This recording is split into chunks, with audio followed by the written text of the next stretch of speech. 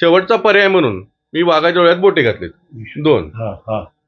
म्हणजे त्यावेळी त्याची किंका एवढी जोरात होती की त्याची पकडच दिल्ली झाली भावाच्या ह्याच्यावर तोंड उघड. नमस्कार, मी सुधाकर काशीद. काल कोल्हापुरात आलेल्या एका बिबट्याने अक्षरशः धुमाकूळ घातला. साऱ्या शहरभर त्या बिबट्याची चर्चा होती. ताराबाई पार्कात म्हणजे अगदी लोकांच्या वस्तीत या बिबट्याने आपले 2 दिवस ठाण मांडले होते. काल तो लोकांच्या नजरेस आला. त्यानंतर त्याला पकडण्यासाठी जो गोंधळ झाला, जी गडबड झाली, जी गर्दी जमली, त्याचा वृत्तांतर आपण पाहिलाच. पण एक साधारण 1995 साली कोल्हापुरात अशीच एक घटना घडली होती. जुन्या पिढीला ती नक्की माहिती आहे, पण नव्या पिढीला वरवरची माहिती आहे. तर ते घडलं होतं असं की कोल्हापुरात पंचगंगा नदीच्या काठी एका कुटुंबाने म्हणजे अगदी वन खात्याच्या परवानगीने बिबट्या पाळला होता. त्याच्यासाठी स्वतंत्र जाळीचा पिंजरा वगैरे सगळा केला होता.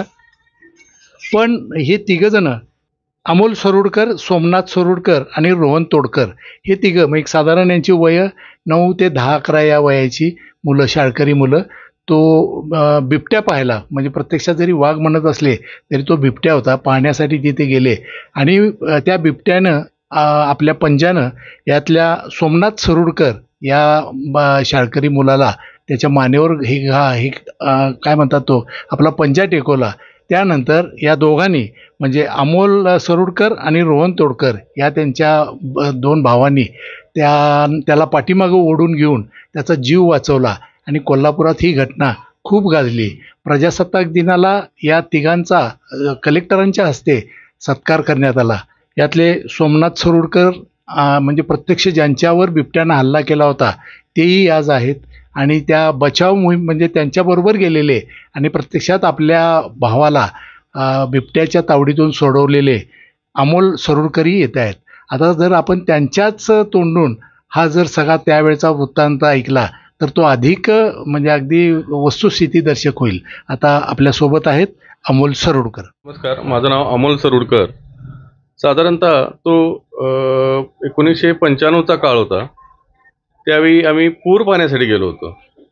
तिथूनच समजलं की असं तिथं की पाळीव बिबट्या आहे. मग तो पाहण्यासाठी गेला असता जोरदार पाऊस आला आणि आम्ही आधार घ्यायसाठी एका जागी थांबलो. तर आम्हाला माहीत नव्हतं की आमच्याबरोबर मागे बिबट्याच आहे. मग आम्ही तिघेजण थांबलो असताना माझा भाऊ होता सोमनाथ सरुडकर, तो मध्ये होता. त्यामुळं पाठवून बिबट्याने त्याला आत ओढून घेतले. अशी झुंज आमची 15 ते 20 मिनटं चालू होती. त्यावेळी बरेच तिथं ते मच्छीमार पकडायसाठी येतात. ते सळीने त्याने हे करून त्यांना सळीने आत जोतकून हे करून तरी तो बिबट्या काय हटला नाही. असं एक 10-15-20 मिनटं चालू होतं. त्यानंतर बराच वेळ गेल्यानंतर मी आणि रोहन त्याला मांडीमध्ये पकडून ठेवलं होतं. तिची कंबर आणि तिची मानेचा जो भाग होता तो पूर्णपणे आत होता, सगळा पूर्णपणे. ज्याही तो आत होता त्याही उलट्या अँगलने आत गेला आणि नजर आणि हे खाली. आणि त्यानंतर त्यानंच वाघानं परत त्याला पंजाने फिरवून परत आतमध्ये ओढून घेतला. ते आमची ताकद काही परत नव्हती, ती आम्ही लहान होतो. मग त्यानंतर बरेच तिथं वेळ गेल्यानंतर की एक ते तुम्हाला कशी म्हणलं की ते काठी घेऊन आले, सळी घेऊन ओरडत होतो. ते मदतीला आले. त्यानंतर मी शेवटचा पर्याय म्हणून मी वाघाच्या डोळ्यात बोटे घातलेत 2. म्हणजे त्यावेळी त्याची किंका एवढी जोरात होती की त्याची पकडच दिल्ली झाली भावाच्या ह्याच्यावर तोंड उघडल्यामुळे. आणि त्याच्या आधी जे त्यावेळी चालू होतं त्याची पकड दिल्ली होत होती, सुट्टी होत होती. ते कारण म्हणजे आमच्या भावाच्या गळ्यात एक रुद्राक्ष होता. तो डोळ्यासमोर त्याच्या याचा रुद्राक्ष. त्यामुळे त्याची पकड दिल्ली व्हायची, परत तो सोडायचा, आम्ही बाहेर ओढायचो, तो आत ओढायचा. असं बरंच काळ गेल्यानंतर मग आम्ही त्याला शेवटी डोळ्यात बोटं घातली. मी, रोहन मला पकडून होता. आमच्या दोघांच्या प्रयत्नानं यशस्वी झाला. आम्ही त्याला बाहेर काढलं. त्यानंतर आम्ही मग ते CPR घेऊन जाणे वगैरे. जखम पूर्ण हे फाटलं होतं, श्वास नलिकेला पंक्चर होतं त्याचं. तरी त्याचं एक 27 तास ऑपरेशन चालू होतं CPR आणि 1-1.5 महिना CPR मध्ये तो ऍडमिट होता. आणि दुसऱ्या दिवशी जे पंचनामा करायला गेलेले कॉन्स्टेबल साहेब होते त्यांच्यावरही हल्ला केलेला आहे. तो आमच्या भावाच्या दुसऱ्या साईडला बेडवरती होते. असं तो एक प्रकारचा हिंसक बनलेला होता. हा, बरोबर, बरोबर. म्हणजे आज जरी तुम्ही इतक्या सहजतेने सांगत असाल हा. तर तो क्षण काय काय तो झाला क्षण असेल, तो फक्त म्हणजे तुम्ही तिघंच अनुभवलं. ते वय पण तेवढं नव्हतं, वय लहान होतं, 10-11 वर्ष होतं. तुम्ही जे हे धैर्य दाखवलं या सगळ्या प्रसंगाच्या हा. काळात, तर याची दखल प्रशासनाने घेऊन तुमचा आम्हाला असं समजलं की सत्कार हा, प्रजासत्ताक सत्कार झाला. ते दिनाच्या- मनुकुमार श्रीवास्तव जिल्हाधिकारी होते, हा, बजरंग देसाई साहेब जिल्हा प्रमुख, पोलीस प्रमुख होते, हा, आणि बरेच म्हणजे ते सत्कार झालेले आहेत. बरोबर. आणि हे बरे कधी झाले तुमचे बंधू? ते तरी 2 वर्ष 3 वर्ष गेले त्याच्यामध्ये. आणि त्या बिबट्याच्या हल्ल्याच्या खुणा त्याच्या अजून आहेत त्याच्या ह्याच्यावर, अजून हा. त्याला खाता येत हा. नाही. इथे मोठं होल होतं, ते आता कव्हर झालेलं आहे. हा, तर खाण्यात त्याला त्रास होतो अजून. बरोबर. ठीक आहे. पण जीव वाचला हे महत्वाचं, आम्हाला तेच आणि महत्वाचं आहे. तुम्ही दोघा लहान मुलांनी म्हणजे समवयस्क आम्हाला हेच माहित नव्हतं की नेमकं करायचं काय. फक्त एकच की भाऊ आत गेला वाचवायचं. तर आम्हाला परत सापडणार नाही, हेच फक्त डोक्यात होतं. की वाजवणं हे धाडस बिडस हे नंतर म्हणजे नंतरचे शब्द झाले. हा, अशा तरीने ती म्हणजे घटना तो काय ते एक साधारण 7-8 महिने ती गाजत राहिली ती घटना त्या काळात कोल्हापुरात. पेपरला 1 महिना चालू हो, होतं, हो. महिना 1.5 महिना पेपरला चालू होतं, रोज बातम्या होत्या. आणि कोल्हापुरात काल बिबट्याचा जो काही त्यानं हंगामा दाखवला, या पार्श्वभूमीवर 1995 साली या 3 भावंडांची साहस कथा आता खुद्द अमोल सरोडकर यांच्या तोंडातूनच ऐकली. आता म्हणजे ज्याला वाघानं पकडलं होतं ते सोमनाथ सरोडकर लक्ष्मीपुरीत राहतात. आता आपण त्यांच्याशी बातचीत करू. 1995 साली कोल्हापुरातील पंचगंगा नदीच्या काठावर असलेल्या एका वाड्यात एका बिबट्याने सोमनाथ सरोडकर या शाळकरी मुलावर केलेला हल्ला आणि या सोमनाथला वाचवण्यासाठी त्यांचे भाऊ अमोल सरोडकर आणि रोहन तोडकर या त्याच्या भावानी म्हणजे ही सगळी 10 ते 11 वयोगटातली ही सगळी तिन्ही मुलं या त्यांनी केलेले प्रयत्न आणि अक्षरशः बिबट्याच्या तावडीतून त्यांनी आपल्या म्हणजे भावाला वाचवलं. आणि त्या घटनेत ज्यांच्या गळ्याला बिबट्यानं धरलं होतं आणि खूप असं आत ओढण्याचा प्रयत्न केला होता पिंजऱ्याच्या दिशेने, ते सोमनाथ सरोडकरच आत्ता आपल्यासोबत आहेत. बिबट्याचा थरार त्याने अनुभवला. बिबट्याच्या त्या गळ्याला त्याने केलेल्या जखमांचे व्रण आजही त्यांच्या गळ्यावर आहेत. एवढंच काय, त्यांना त्याच्यापासून म्हणजे अन्न गिळण्याचा जो त्रास 1995 पासून सुरू झाला तो आजही आहे.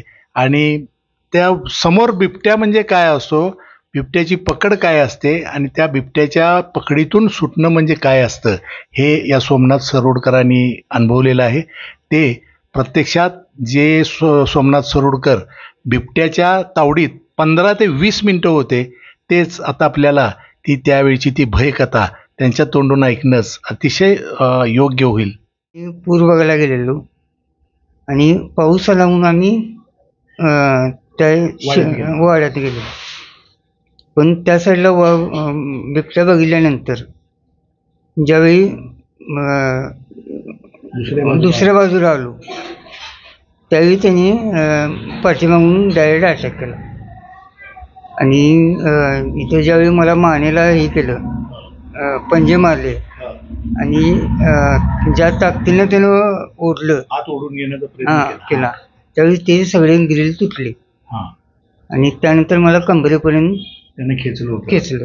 आणि आणि हे करताना तुमचे हे 2 जे भाऊ आहेत त्यांनी तुम्हाला कसा वाचवण्याचा प्रयत्न करत होते?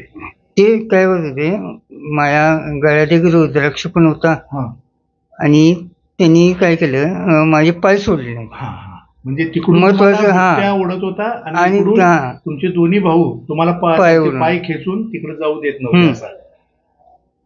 परत त्यानंतर मग ते तिथे एक मासे मारायला आलेले, त्यांनी जरा छत्री वगैरे हे करून त्यांनी ट्राय केला सोडायला, पण ते काय सोडत नव्हता.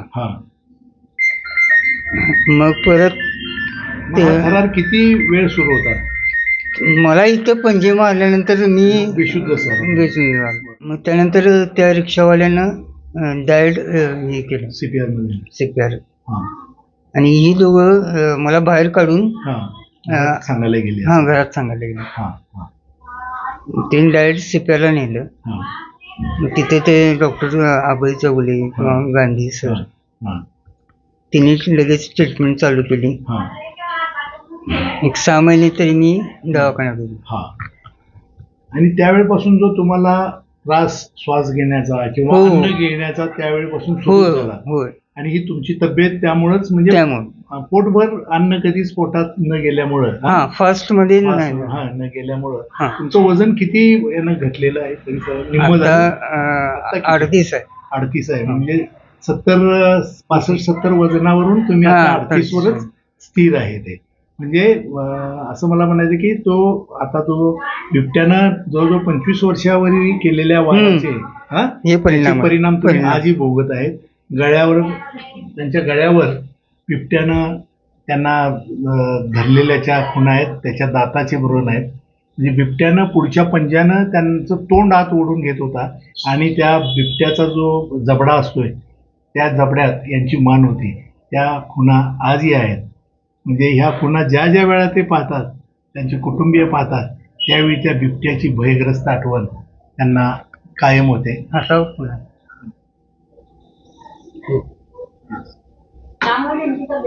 बरोबर.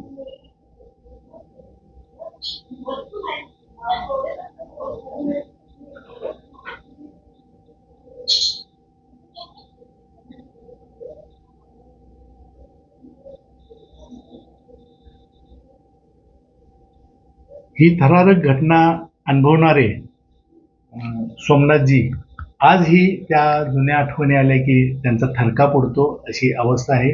आणि त्या बिबट्याच्या हल्ल्याचे जे काही त्यांना हे भोगावं लागत आहे ते आजही भोगतायत.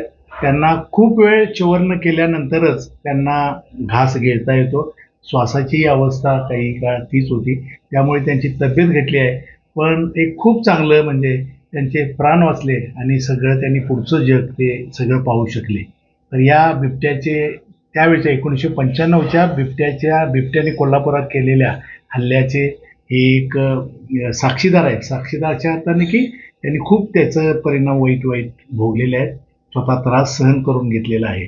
आणि काल बिबट्या कोल्हापुरात आल्याच्या पार्श्वभूमीवर त्या घटनेची पुन्हा ती घटना ताजी झाली आणि आता आपण त्यांच्याच तोंडातून ऐकली. आपण कोल्हापूरकर त्यांचं आरोग्य आणखी चांगल्या पद्धतीने इथून पुढचं जावं अशा तरुण भारतच्या वतीने आणि कोल्हापूरकरांच्या वतीने त्यांना सदिच्छा.